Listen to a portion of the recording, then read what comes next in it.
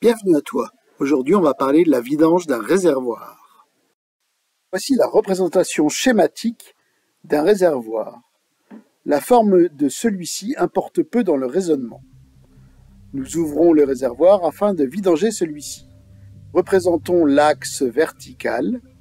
Plaçons un point A à l'interface entre l'air et l'eau et un point B à la sortie du réservoir. Les points A et B sont repérés par leur altitude ZA et ZB. Voici le théorème de Bernoulli.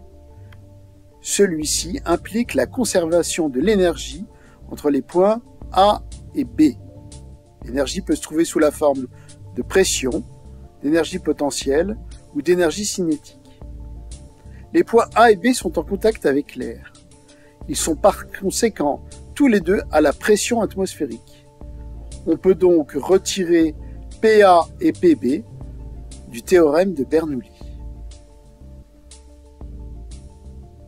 Intéressons-nous maintenant à la continuité du débit, au point A et au point B. Le débit est égal à la vitesse du fluide multipliée par la surface traversée. VA-SA égale VB-SB. On en déduit que VA est égal à VB multiplié par le rapport des surfaces SB sur SA. L'ouverture SB est très petite devant celle du réservoir SA. Nous avons donc VA très inférieur à VB. On va donc négliger la vitesse VA. On peut donc supprimer dans l'équation de Bernoulli 1/2 de ρ VA carré.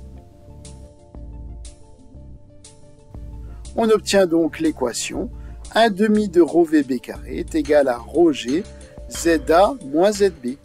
Ρ apparaît à gauche et à droite de l'équation. On peut donc simplifier par la masse volumique du fluide. Sur le schéma, notons H, la différence d'altitude entre les points A et B. Nous avons donc ZA moins ZB que nous noterons H. On peut donc réécrire l'équation comme VB carré égale 2GH. En prenant la racine à gauche et à droite du signe égal, on obtient ce que l'on appelle la formule de Torricelli. Celle-ci nous donne la vitesse du fluide au point B en fonction de la hauteur de fluide entre les points A et B.